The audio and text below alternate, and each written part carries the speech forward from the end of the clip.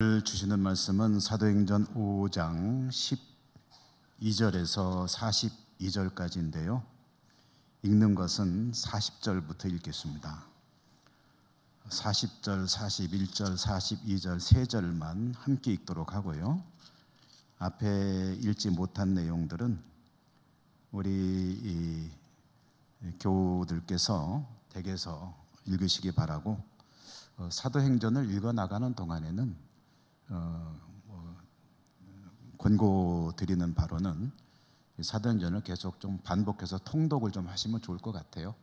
한 권만 읽는 거는 계속 읽을 수가 있으니까 통독하시면서 그 내용을 좀 잘 이해하시면 좋겠고, 오늘 이 시간에는 40절, 41절, 42절을 다 함께 읽도록 하겠습니다. 읽겠습니다. 그들이 옳게 여겨 사도들을 불러들여 채찍질하며 예수의 이름으로 말하는 것을 금하고 놓으니, 사도들은 그 이름을 위하여 능욕받는 일에 합당한 자로 여기심을 기뻐하면서 공회 앞을 떠나니라.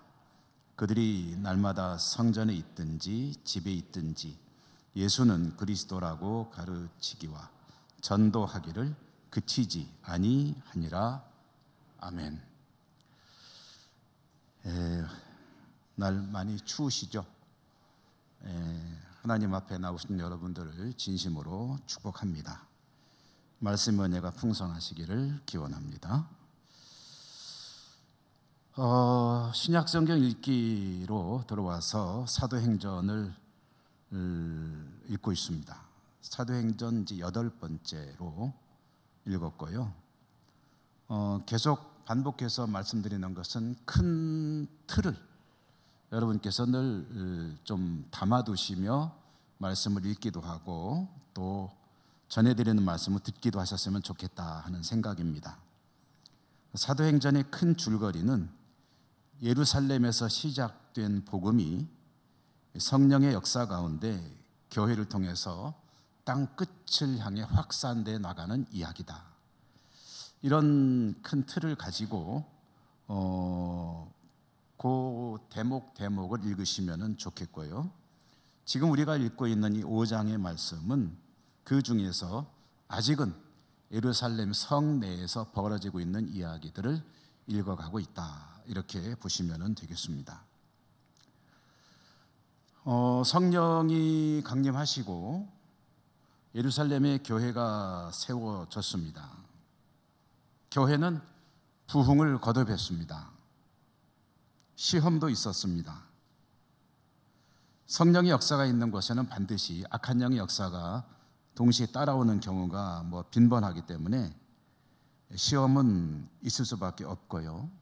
예루살렘 교회 처음으로 찾아온 시험은 물질의 문제와 관련해서 아나니아와 삽비라 사건이었습니다. 성도들이 두 사람이나 교회 모임 가운데서 급사했죠. 그런 이 정도면은 아주 험악한 스캔들입니다. 그래서 교회가 휘청거릴 수 있는 그런 엄청난 사건이 벌어졌는데요. 그 뒤에 이어지는 말씀을 보면 우리가 다 읽지는 않았습니다만은 여러분 읽으시면서 보실 수가 있겠는데요. 교회는 큰 흔들림이 없었습니다. 오히려 성령의 능력을 힘입었고 성도들은 더 하나님 앞에 정직하게 힘썼고 주께서 주신 사명, 복음을 전하는 일에는 더 힘을 냈습니다. 그러면서 사도들의 손을 통해서 표적과 기사가 이어졌다라고 사도행전이 전해줍니다. 사도들의 손을 통해서 표적과 기사가 이어졌다. 본문의 말씀만 봐가지고는 잘 그런 의미가 드러나지 않는데, 이 속에는 어떤 뜻이 들어있냐면 표적과 기사가 계속해서 일어나고 있었다. 그러니까 어쩌다 한번 일어나는 게 아니고 계속해서 일어나던 그런 시기였다는 것입니다. 성도들은 모이는 일에 더욱 힘썼고 주님을 향해 나오는 이들은 점점 더 많아졌고 교회는 점점 더 부흥이 되어 가고 있었다. 이것이 이제 시험 이후의 예루살렘 교회의 모습입니다. 이적과 기사가 많이 나타났다 하는데 이것은 사실 사람들에게는 어찌 보면 가장 큰 관심사죠. 우리들도 오늘날 예배당에 와서 하나님께 예배를 드리고 그리고 말씀을 받고 차분하게 신앙생활을 해나가고 있지만 어떤 놀라운 기적이 일어났다, 이사가 있었다 그러면은 관심이 급하게 쏠리는 것은 뭐 당연한 일 아니겠습니까? 워낙에 이적과 기사가 많이 나타나니까 사실 몰려드는 사람들 중에는 이쪽으로 관심이 많이 쏠리는 것도 사실이었습니다. 그 중에 제일 많은 일은 병든 자가 고침받는 거죠. 건강을 잃은 사람들이 사도들을 향해 나오게 되고 그리고 그들의 문제가 해결이 됩니다. 병든 이들은 많죠. 그렇기 때문에 그들은 환자들을 메고 나와서 사도들에게 직접 보여주고 어떤 놀라운 경험을 하면 더 좋겠지만 그것은 또 쉽지가 않기 때문에 길에다가 눕혀놨다고 그래요. 병자들을 데리고 나와서 길에 눕혀놓고 사도들이 지나갈 때, 특별히 베드로가 지나갈 때 그 그림자라도 쓱 스쳐 지나갔으면 하는 그런 바람을 가지고 사람들은 몰려오고 있었다는 거고요. 이제 사도행전의 중요한 하나의 그 상황 배경이 되는 것이 장소인데 사도행전에서 처음으로 예루살렘 성 밖의 사람들이 이 교회를 향해서 왔다는 이야기가 오늘 우리가 읽은 말씀 앞부분에 나오고 있습니다. 예루살렘 부근 하니까 성 밖이겠죠. 예루살렘 부근에 사람들도 몰려왔는데 어떤 사람들이냐? 병든 사람들, 귀신 들린 사람들, 고통 속에 있는 이들이 교회를 향해 몰려왔고 이적과 기사를 경험했다. 나음을 입었다. 예루살렘 교회를 향해서 성 안에 있는 사람들은 물론이고 성 밖 여러 곳에 있는 사람들도 몰려왔는데 이제 여러분 역시 제가 뭐 자주 말씀드립니다만은 이때는 오늘 우리 예천 교회처럼 예배당이 따로 있는 게 아니죠. 예루살렘 교회 하면은 건물이 딱 있어가지고 그걸 찾아가는 게 아니고 이 초기의 교회는 사람들의 모임입니다. 근데 어디서 모였느냐? 얼마 전에 그림 보여드린 것처럼 성전 내부에 있는 솔로몬 행각이라고 하는 곳, 그곳으로 사도들도 가고 성도들도 모이고 그럼 거기에서 복음을 듣고 그리고 이제 이적과 기사가 나타나고 뿐만 아니라 길을 가다가도 이제 그런 일이 나타나고 그러니까 성 밖의 사람들이 몰려 들어와서 또 솔로몬 행각으로 찾아가고 그러면서 점점 그 모임의 규모가 이제 커져가고 있었다라는 이야기가 되는 거죠. 이것이 초대교회의 모습이었습니다. 예루살렘 교회. 자, 이렇게 교회가 잘 되어가고 날로 부흥하고 있으니까 다 좋아하느냐 하면은 그렇지 않습니다. 좋아하는 이들이 있지만 이것을 아주 불편한 시각으로 바라보는 사람들도 있습니다. 누굴까요? 교회가 잘 되는 게, 부흥되어 나가는 게 못마땅한 사람들, 마음이 아주 불편한 사람들 누구겠습니까? 그들은 주님을 십자가에 못 박은 사람들이었죠. 주님을 십자가에 못 박고 사도들을 체포 감금하고 협박하고, 간단히 말하면 공회의 지도층들, 대제사장 중심 사두개인들. 그래서 오늘 본문 역시 우리가 넘어온 17절에 보면 대제사장과 사두개인들이 권력을 장악하고 있는 사람들입니다. 힘 있는 사람들이죠. 이 사람들이 교회가 잘 되어가니까 사도들을 지나온 말씀 중에 박해하는 이야기가 있었는데 또다시 잡아들였습니다. 잡아들여가지고 옥에 가두었습니다. 그래서 계속되는 박해, 이고요. 이렇게 계속되는 교회를 향한 박해는 역시 여러 차례 말씀드렸지만 21세기 오늘날까지 전 세계 곳곳에서 지금도 이루어지고 있습니다. 공회 지도층은 사도들을 재차 체포하여 가두었지만 기적은 병 낫는 데서만 일어나는 게 아니라 이 옥에서도 일어납니다. 그래서 오늘 우리가 역시 건너뛴 19절 말씀에 보면 주의 사자가 밤에 찾아와서 옥문을 열고 그들을 옥에서 풀어주었다라고 전해주고 있습니다. 주의 사자가 밤에 옥으로 왔다는 거예요. 그래서 옥문을 열고 그들을 말하자면 밖으로 내보내 주었다. 그러면서 주의 사자가 명령을 하는데 성전에서 복음을 전하는 일을 계속해라 라고 명령을 했습니다. 어디로 피신하라는 게 아니고 다시 성전으로 가라. 거기 가서 계속해서 복음을 전해라 라고 명령을 한 겁니다. 여기서 주의 사자가 누굴까를 잠깐 생각해 보면은요, 주의 사자 누굴까요? 나 아닌데요, 그런 생각하십니까? 주의 사자라는 표현들이 성경에 나오죠. 특별히 구약 성경에 보면 때로는 주의 사자 하면은 하나님께서 직접 오시는 경우를 가리키는 그런 대목들도 있습니다. 그런 장면도 있어요. 그런데 여기서는 하나님의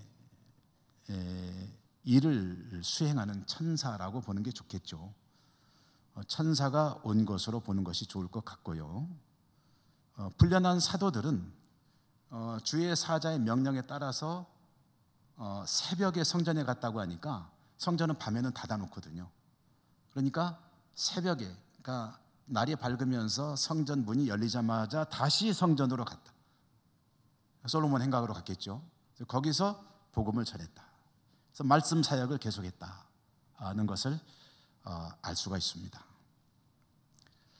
자, 이렇게 사도들은 천사가 풀어주어서 옥에 갇혀 있지 않고 성전에서 솔로몬 행각 중심으로 복음 사역을 계속하고 있는데 이 사도들을 가두어 놓으라고 한 공회 지도부는 옥에 있는 줄 알겠죠.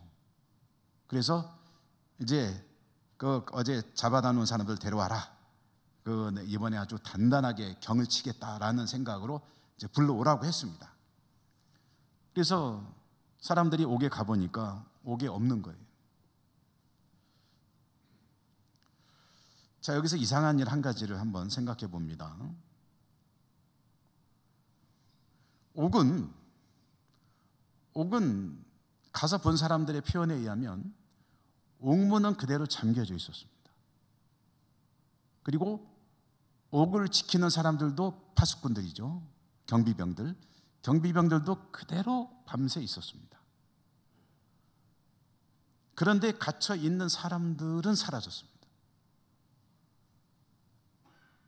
이것은 그들이 나오는 것을 아무도 몰랐다는 얘기죠.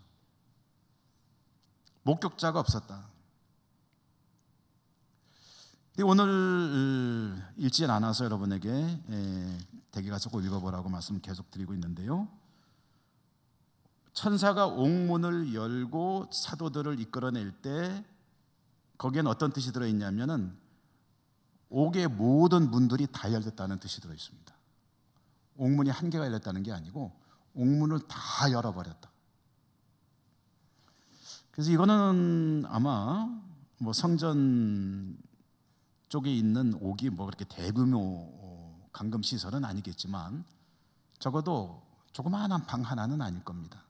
그렇다면은 사도들을 가둬놓았다고 하니까 한 방에다가 다 모아놓지는 않았을 터인데 적어도 몇 개의 방은 있었을 터인데 그들이 갇혀있던 옥문이 동시에 다 열렸다는 이야기인데 그건 굉장히 큰 소동이죠. 이런 소동이 벌어졌음에도 불구하고 옥을 지키고 있던 경비병들도 몰랐고 그 뒤에 가보니까 아무런 어떤 그 변화된 그런 흔적 같은 게 없는 거예요. 옥문이 열렸던 흔적이 없는 겁니다. 이렇게 표현해도 될지 모르겠는데 그야말로 귀신이 칼 노릇입니다. 어떻게 된 거야 도대체? 옥은 그대로 있는데 그 안에 가둬놨던 사람들만 없어진 게 어떻게 된 거야? 그래서 이 상황을 정리하면 하나님께서 신비롭게 사도들을 옥에서 내보내셨다. 이때만 있을 수 있는 기적일 수 있겠죠. 주님께서 제자들이 모였을 때 스르륵 나타나셨던 것처럼 주의 사자가 사도들을 스르륵 끄집어냈다라고 볼 수 있겠죠. 이런 신비로운 경험을 사도들이 합니다. 그리고 무엇보다도 이 기적은 즉각적으로 일어났습니다. 옥에 갇히자마자 그날 밤에 풀려났습니다. 그들은 깨달았을 것입니다. 주의 일에 전념할 때 주께서 상황이 필요하다면 언제든지 이런 놀라운 일을 행하실 수 있다는 사실. 사람의 생각으로는 상상할 수 없는 일인데 하나님께서 행하시면 이런 엄청난 일이 일어나는구나 하는 것을 아주 절감했을 것입니다.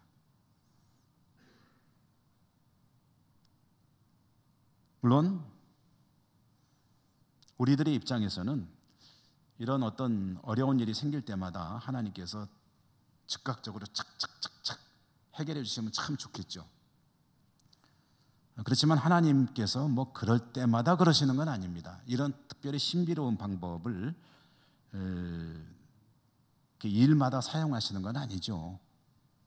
우리는 원하지만 하나님은 그렇게 안 하십니다. 어떤 때는 하나님은 참 어려운 상황, 억울하고 주를 위해 헌신하고 충성하고 했는데도 어처구니 없는 상황을 맞이할 때가 있는데 그럴 때도 마치 아무것도 모른다는 듯이 침묵을 지키실 때도 있죠.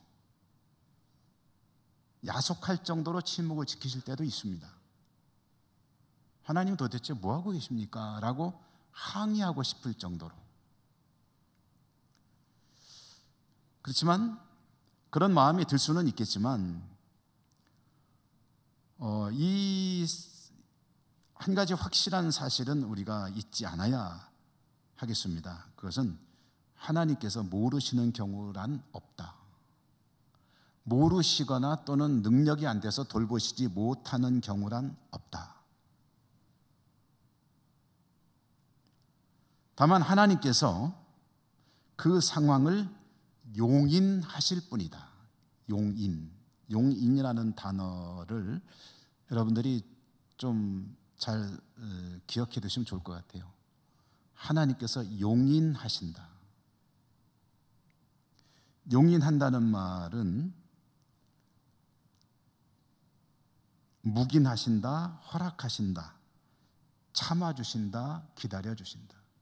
그런 의미로 이해하면 되겠습니다. 성도가 어떤 시련과 고난 속에 있는 것을 하나님께서 기뻐하실 리가 없습니다. 성도가 고통 가운데 있는 것을 하나님이 즐거워하실 리는 없습니다. 힘겨워 신음할 때 하나님께서 그걸 보시면서 무관심하고 또 아무 마음의 불편함도 없이 그것은 너의 일, 나는 나의 일 이러실 리는 없습니다. 왜냐? 사랑하시니까. 그렇지만 그런 어려운 상황 가운데 있더라도 그 상황을 지내고 나서 더 좋은 어떤 결과를 바라보시게 되면 하나님은 더 좋은 일이 있도록 하시기 위해서 그 상황을 용인하신다는 거예요. 참고 기다리신다는 거죠. 이 상황을 잘 지내서 잘 견뎌내서 극복해서 더 좋은 결과로 가기를 원하시기 때문에 그 더 좋은 결과의 끝에는 영생 구원이 있죠.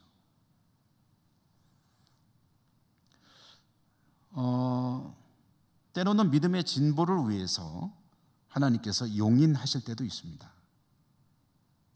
대표적인 케이스를 찾아보자면 성경 속에서 욥의 이야기를 들 수가 있겠죠. 욥이 훌륭한 사람, 믿음의 사람이었지만 사람이 감당하기 어려운 시련이 한꺼번에 닥쳐왔을 때 하나님께서 그것을 즐거워서 야, 그것 좀 한번 해보자, 재밌겠다 그러신 건 아니죠. 마귀가 그렇게 도전해 올 때 하나님이 허락해 주셨다. 그리고 하나님께서 생각 없이 허락하셨느냐? 아니죠. 결국은 욥으로 하여금 하나님을 만나고 좀 더 확고한 믿음으로 가도록 하는 하나의 과정으로 하나님이 그것을 참아내셨다.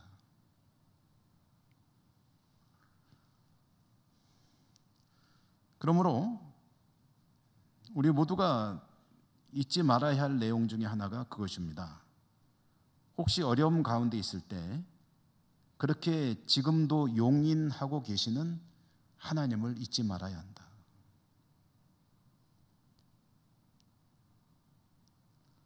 로마서 8장 28절은 제가 자주 여러분과 나누기도 하고 스스로 암송하기도 하는 말씀입니다. 하나님을 사랑하는 자, 곧 그의 뜻대로 부르심을 입은 자들에게는 모든 것이 합력하여 선을 이루느니라. 아멘.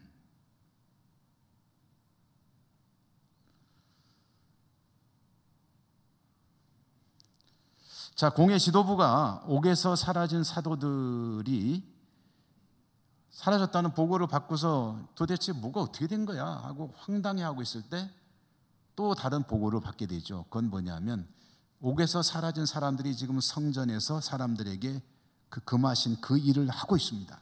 복음을 그들이 백성들을 가르치고 있습니다. 나사렛 예수를 가르치고 있습니다. 라는 보고가 접수가 됩니다. 다시 사람들을 보내죠. 사도들을 연행해 옵니다. 이때 민심, 그곳에 모여있는 사람들의 마음, 이때에 사도들을 향해 나오는 사람들은 아주 광범위한 지지 세력을 이루어가고 있었죠. 주님 때도 그랬죠. 주님을 당장이라도 어떻게 처단하고 싶지만 주님을 지지하는 백성들 때문에 대제사장을 비롯한 이 사두개인들, 이 사람들이 함부로 하지 못했던 그것처럼 사도들에게도 똑같습니다. 사도들도 그와 같이 백성들로부터 지지를 받고 있기 때문에 공회 지도부는 백성들의 저항을 두려워하고 사도들을 연행하기 위해 갔던 성전 경비대는 백성들이 돌을 던질까 봐 전전긍긍하면서 연행해 왔습니다. 이게 뭐 다행인지 불행인지는 모르겠는데요. 어쨌든 폭력적인 사태는 일어나지 않고 연행하는 데 성공을 했습니다. 끌려온 사도들을 대제사장이 이제 신문하는데 말씀에 보면은 두 가지를 이야기합니다. 저번에 그렇게 경을 치고 그 이름에 대해서는 더 이상 가르치지 말라고 했는데 또 그러고 있느냐. 거기에는 이제 내 말이 웃음냐 그런 뜻도 들어있겠죠. 죽고 싶냐 뭐 그런 뜻도 있을 겁니다. 혼이 나봐야 알겠냐, 얼마나 혼이 나면 정신 차리겠느냐, 그런 협박. 또 한 가지는 너희들이 그렇게 해가지고 이 사람, 나사렛 사람 그 선지자 예수라고 하는 그 인물, 그 사람의 죽음에 대해서 책임을 우리에게 떠넘기려고 하느냐, 지금 너희들이 그거 하려고 하는 거 아니냐 라고 사도들을 이제 추궁합니다. 사도들이 아주 단호하게 대답하죠. 사도들의 대답의 중심 중에 하나는 이겁니다. 이 일은 하나님께서 명하셔서 하는 것이다. 당신들이 우리에게 금지를 시키는데 내 입장에 하나님 말씀 들어야 되느냐, 사람 말 들어야 되느냐, 거기에는 당신 같으면 어떻게 하겠냐라는 의미도 반문도 들어있는 거죠. 이것은 너무나도 아주 명백한 그런 자신의 입장에 대한 표명 아니겠습니까? 사람 말 들으랴, 하나님 말씀 들으랴. 너희들은 주님을 십자가에 죽였다. 그러나 하나님은 그를 살리셨다. 그는 임금과 구주가 되셨다. 이스라엘에게 회개와 죄 용서를 베푸신다. 우리는 이 일의 증인이다. 하나님께서 명하신 일이다. 이 말씀을 듣고 순종하는 이들에게 하나님은 성령을 주신다. 자, 하나님 말씀 들을까? 사람 말 들을까? 거침없이 대답하는 사도들로 인해서 대제사장은 화가 머리끝까지 치밀었죠. 사도들을 해하려고 합니다. 그때 이 상황을 정리하는 한 사람이 나타나는데 이 사람은 가말리엘이라고 하는 랍비 바리새인입니다. 그러니까 사두개인은 아닙니다. 가말리엘 랍비는 존경받는 그런 백성들로부터 존경받는 율법 교사이고요. 나중에 나오는 이야기 전승으로 나오는데 성경에도 나오고요. 이제 바울 같은 이도 이제 이 가말리엘에게 율법을 배운 바리새인이었죠. 그러니까 가말리엘은 그 당시 율법 교사로는 최고봉에 있는 그런 사람이었는데 공회 회원이기도 했습니다. 이 가말리엘이 이 상황에 대해서 이렇게 이야기를 합니다. 자, 이보시오. 신중하십시오. 그렇게 감정적으로 대할 일이 아닙니다. 과거에 드다라고 하는 인물이 있었죠. 갈릴리에는 유다라고 하는 인물도 있었죠. 이 사람들이 한때는 심각한 위협이 됐습니다. 그런데 드다가 죽고 갈릴리 유다가 죽자 그를 따르던 무리들이 흐지부지 스스로 무너져 버렸습니다. 우두머리가 죽으면 흩어지게 되어 있습니다. 자, 이 사람들 우두머리가 죽었습니다. 자기들은 부활했다고 뭐 그렇게 얘기를 하는데 어쨌든 지금 없지 않소. 그러니까 이 무리가 스스로 흩어질 것이요. 만약에 자기들 말대로 이것이 하나님의 일이기 때문에 그대로 계속된다고 한다면, 저 사람들 말이 사실이라고 한다면 우리가 이 일을 막을 수 없는 것 아니에요. 진짜 하나님의 일이면. 하나님 일이면 막을 수 없고 하나님 일이 아니면 스스로 소멸될 테니까 감정적으로 대할 일이 아닙니다. 들어보니까 말이 맞죠. 공회 지도부는 그 말을 받아들였습니다.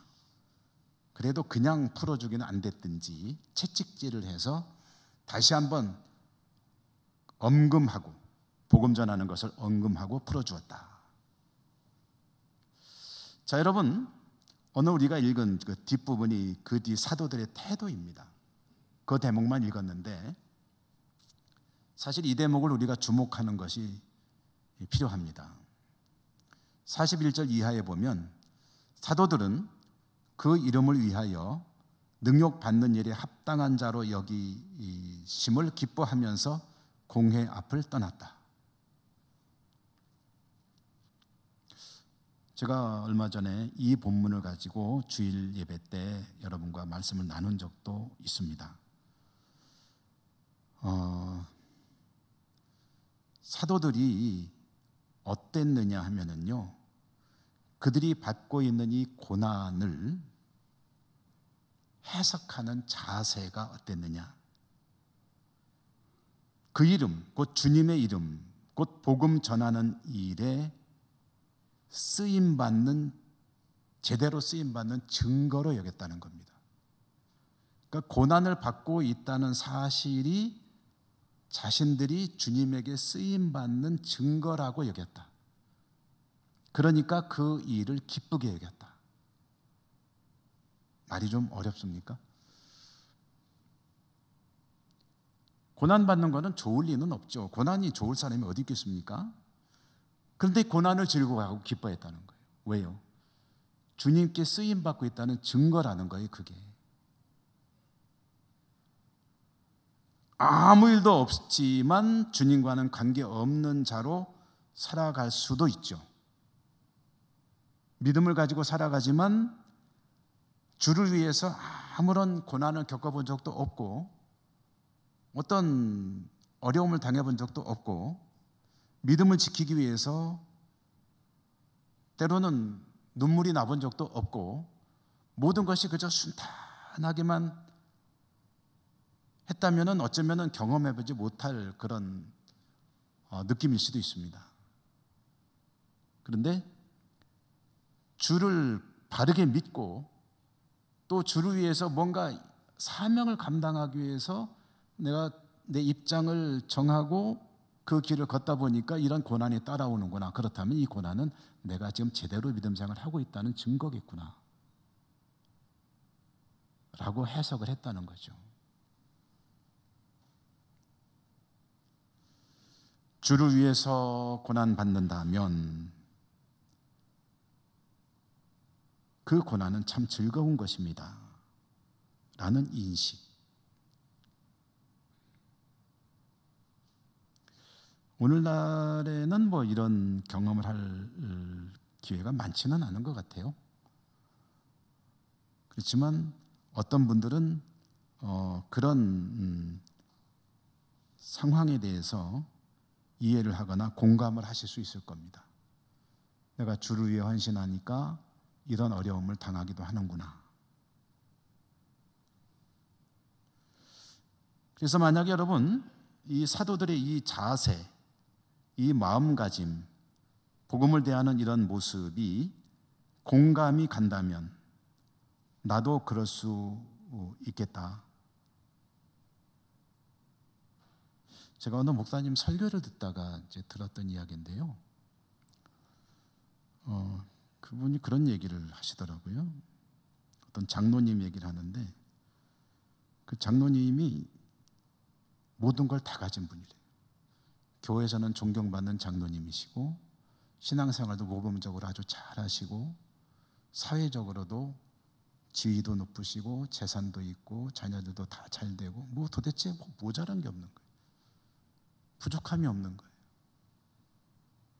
그렇게 평생을 교회를 잘 섬기면서 살아오셨는데 어느 날 목사님하고 얘기를 하면서 그런 고민을 토로하더라는 거죠. 지나온 자신의 삶과 신앙을 돌아보니까 자신은 주님을 위해서 고난받아본 경험이 없다는 게 마음에 걸린다. 주를 위해서 내가 뭔가 좀 힘에 부치고 아파하고 그래본 경험 없는 것인데 이렇게 살아도 되는가 하는 생각이 든다는 거죠. 주님 주신 은혜 가운데 모든 것이 평탄하게 아주 순탄하게 살아왔는데 어찌 보면 이런 마음이 아닐까 싶어요. 주님을 위해서 뭔가 어떤 모험을 해본 적이 없다. 도전해본 적이 없다. 그저 무난하게 살아왔다. 우리 성도님들은 아이고 뭐 행복한 고민하고 있네 라는 생각하실지도 모르겠어요. 그렇지만 어쩌면 그런 마음이 들 때도 있지 않을까. 믿음을 위해서 신앙을 위해서 주를 위해서 뭔가 도전하고 그것 때문에 어떤 어려움이 혹시 있더라도 그래도 그것을 내가 주를 위해서 한 것이 확실하다면 이것은 얼마나 기쁜 일이냐. 나중에 주님을 만나면은 할 말이 한마디쯤은 있지 않을까. 넌 뭐하다 왔니? 제가 주님을 위해서 이러지 않았습니까?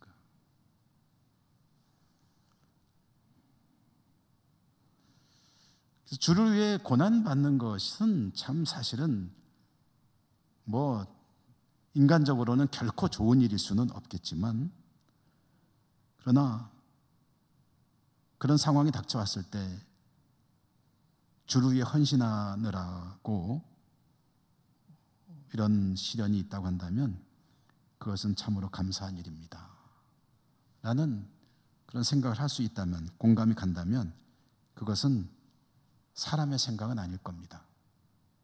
성령께서 주시는 생각일 것입니다. 그리고 이런 자세는 사실은 대단히 귀한 자세가 아닐 수 없죠. 어려운 시대, 바쁜 시대를 우리가 살아가면서 주를 위해서 내 시간을 내고 또 물질을 들이고 때로는 많은 것도 희생하면서 주의 일을 감당해 나갈 때 웬만하면은 이 정도 선에서 그냥 매듭 짓고 사는 게 좋지 않은가? 그렇게 살아야 하는 또 어려운 시대를 살고 있습니다.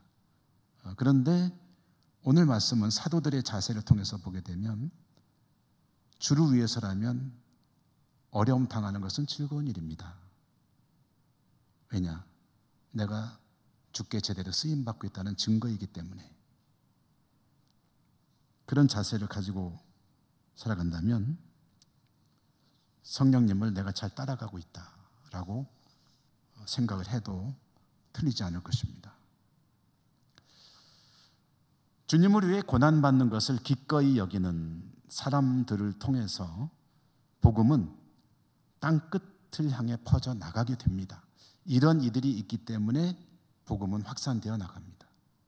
그리고 그로부터 2000년이 지난 오늘 우리 예천 땅에서도 우리가 예배를 드리고 있는 것입니다. 그런 분들이 있기 때문에. 만약에 이런 마음가짐을 가지고 우리의 삶을 살아간다면 우리 예천교회를 통해서 우리 모두를 통해서 복음은 확산되어 나갈 것이고, 그리고 결코 주님 앞에 설 때는 후회 없는, 후회가 훨씬 덜한 그런 삶을 산 것이 될 것입니다. 여러분 모두에게 이와 같은 주님이 중심이 되는 그런 복된 삶이 있게 되시기를 주님 이름으로 축복합니다. 은혜로우신 하나님 감사합니다. 오늘도 사도행전 말씀을 들었습니다. 그렇습니다. 주님께서 기뻐하신다면 저들의 온 삶을 드릴 수 있기를 원합니다. 성령님 말씀하실 때 순종할 수 있는 강한 마음도 믿음도 주시고 저희들을 사용해 주시고, 그리고 복음의 증인으로 살아갈 수 있는 복도 있게 하여 주시옵소서. 감사하고 예수님 이름으로 기도드립니다. 아멘.